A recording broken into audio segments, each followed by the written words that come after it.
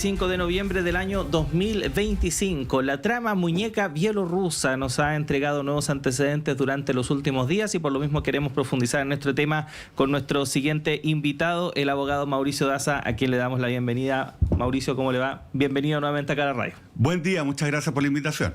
Sí, bueno, lamentablemente no son temas muy agradables para los que los citamos siempre, Mauricio. Algún día lo vamos a citar para conversar de un tema que... Cuando hayan condenas ejemplares de corrupción en contra de altas autoridades. Para comentar una buena noticia, pero claro, aparecen nuevos antecedentes que no son muy positivos y que ya vinculan derechamente esto no solo con el Poder Judicial, sino que también con el poder político, algo que se suponía o se sospechaba, pero que ahora por lo menos hay antecedentes más concretos al respecto. ¿Qué podemos decir respecto de todo esto? Porque efectivamente estamos en una situación en la cual al parecer estamos recién comenzando, ¿no?, este largo camino que probablemente nos traiga más sorpresa. Bueno, claramente acá lo que se está investigando es una red de corrupción, ¿no? Y la red de corrupción, la verdad que no distingue mucho entre cuál es el poder del Estado al cual pertenecen las personas que se requiere de alguna manera corromper para obtener un objetivo, ¿no? Y bueno, esto comenzó obviamente con el descubrimiento de la red de corrupción que habría montado, liderado y operado Luis Hermosilla. Sin embargo, a partir de aquello también se ha podido ver otras derivadas. Recordemos que finalmente la muñeca bielorrusa hace referencia al caso donde está involucrada Ángela Vivanco. Mucha gente se pregunta por qué se llama muñeca bielorrusa. Lo que ocurre es que Ángela Vivanco, en el ámbito de la Corte Suprema, ¿no?, tenía como apodo la muñeca.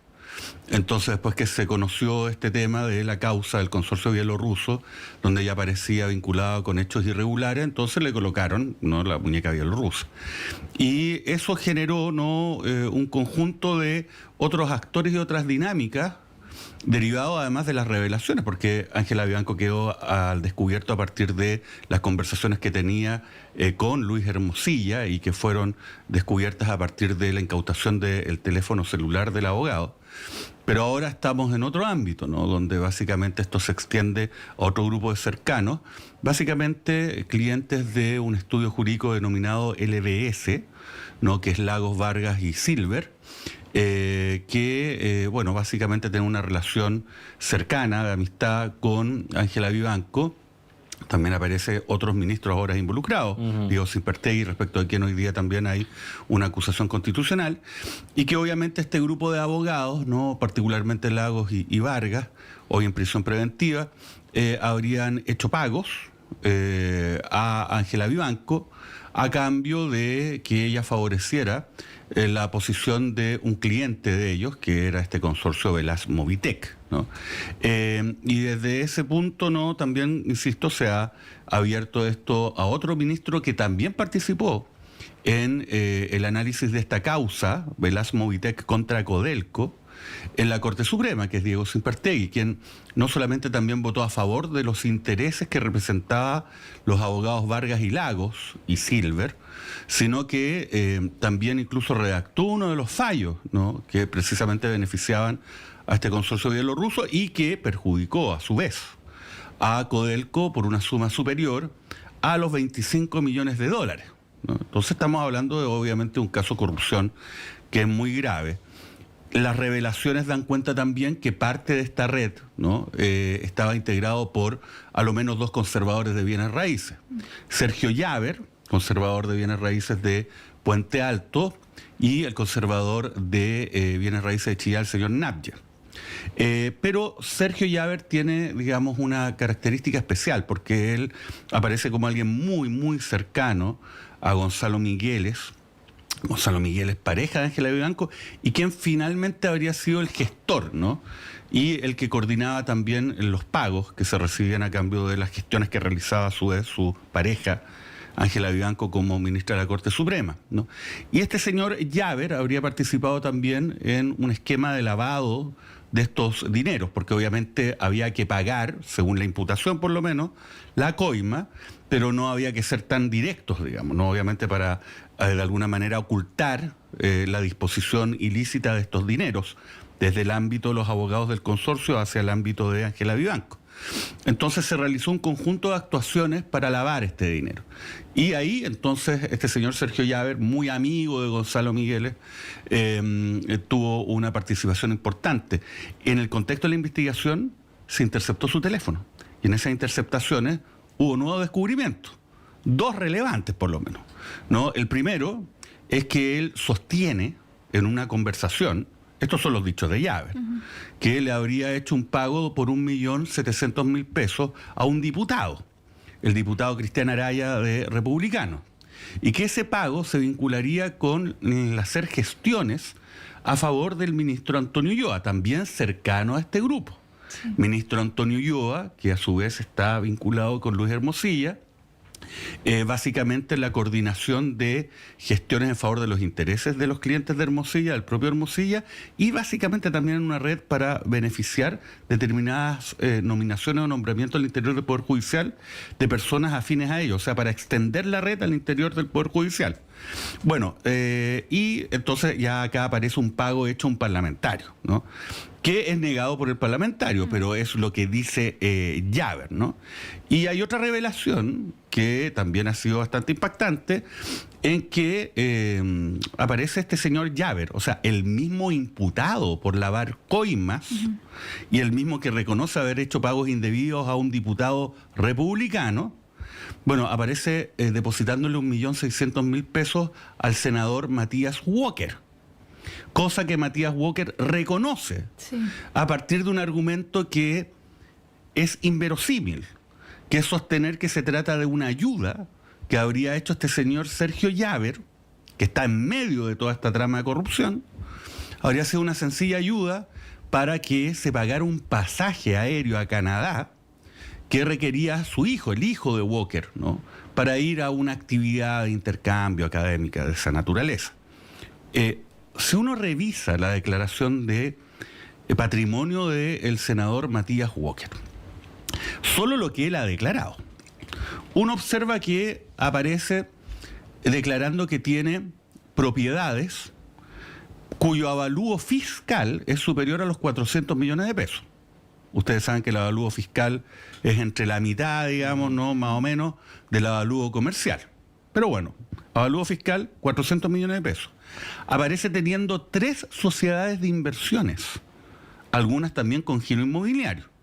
No aparece qué propiedades o inversiones tienen, pero alguna tendrá, porque si no, no tendrían ese giro y no estarían vigentes. Y aparece con una deuda que es a lo menos inferior a 1/3 del monto de los activos que él declaró, solo lo que declaró, sin que sepamos cuáles son los activos de estas 3 sociedades de inversiones. Obviamente se trata de una persona que no tiene una necesidad de andar pidiendo ayuda para un pasaje aéreo para su hijo. Esto sin contar de que se trata de un parlamentario en ejercicio que tiene un sueldo de 8 millones de pesos brutos mensuales y además asignaciones para sus gastos que equivalen a 12 millones de pesos mensuales. Sí, Mauricio, tengo una pregunta justamente respecto a eso, porque ya vemos, por ejemplo, que los abogados y bueno, la pareja también de Ángela Vivanco terminan en prisión preventiva, se ratifica su prisión preventiva durante la jornada de ayer, que fue bien recibido, por ejemplo, por distintos abogados del ámbito, porque en el fondo habla de que la justicia está reconociendo que son un peligro para la sociedad, etcétera, el peligro de fuga, etcétera. Pero tenemos estos actores secundarios, ¿no?, que reciben dinero desde la política. Por ejemplo, el diputado Araya no lo reconoce, pero es bien llamativo lo que pasa con el senador Walker, porque sí lo reconoce, pero más bien le baja el perfil, ¿no? Pero uno desde la sociedad, como quizás ciudadano de a pie, piensa... Nadie puede recibir esa plata, nadie puede decir, oye, me hace un favor, y que además no se vea mal, ¿no? ¿Y qué puede pasar al respecto? ¿Qué se puede hacer al respecto? Porque de aquí a que se vea mal, pero que pase algo, digamos, que haya una especie de sanción, voy a decirlo de esa forma, porque puede verse mal, pero no ser sancionable, ¿no?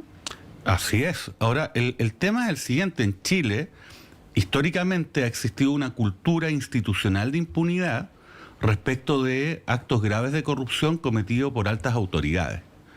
Y eso las altas autoridades lo saben. Y por eso, a mi juicio, actúan con una convicción de impunidad.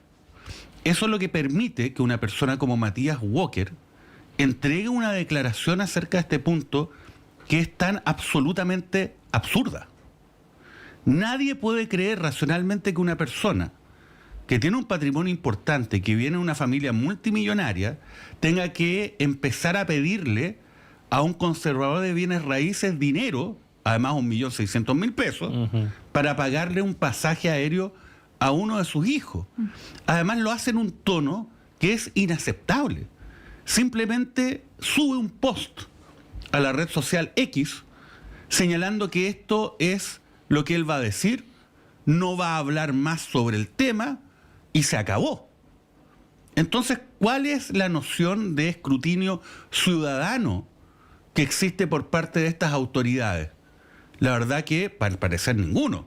Ellos piensan que pueden decir lo que quieran, en el tono y la forma que quieran, cuando estamos hablando de indicios que pueden dar cuenta de hechos de corrupción.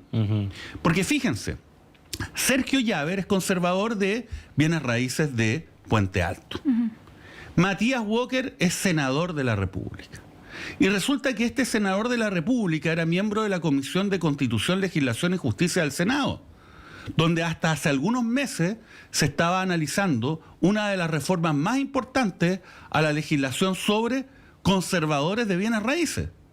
Una legislación que afectaba directamente a Sergio Llaver. Esto lo reveló Matías Walker durante las sesiones que intervenía en el Congreso Nacional discutiendo esta materia. Dijo, mire, ¿sabe qué? Yo quiero decirles, colegas senadores y a la ciudadanía, que yo estoy legislando sobre conservadores, pero paralelamente estoy recibiendo platas de un conservador de bienes raíces. No lo reveló. Entonces, obviamente, acá hay un atentado a la fe pública que es grave, protagonizado por Matías Walker, respecto a lo cual él no se hace cargo. ¿Y por qué no se hace cargo de una manera que sea verosímil?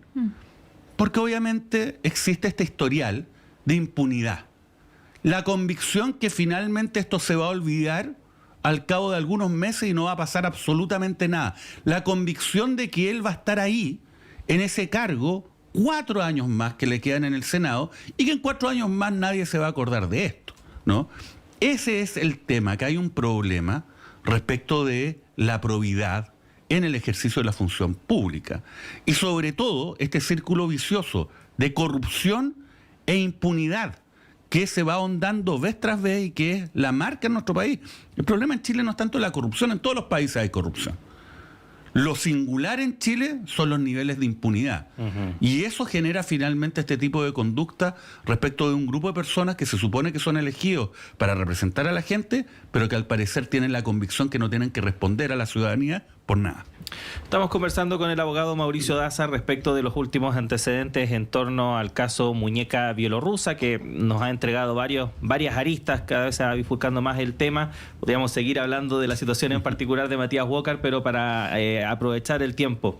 El ministro Simpertigue, ¿qué crees que pueda pasar con él finalmente a propósito de la acusación constitucional, pero también si es que existirían los suficientes antecedentes para que efectivamente la Fiscalía avance también una investigación en contra de él? Bueno, yo creo que claramente existen indicios que pueden haber, en este caso también beneficios ilícitos que haya recibido Simpertegui. Estamos hablando que se ha revelado un conjunto de vínculos entre los abogados Lagos y Vargas, a lo menos, con Diego Simpertegui, ministro de la Corte Suprema, que intervino en el caso del consorcio bielorruso con Codelco y que intervino votando a favor del consorcio bielorruso de la misma forma que lo hizo Ángela Vivanco, ¿no? En las mismas causas.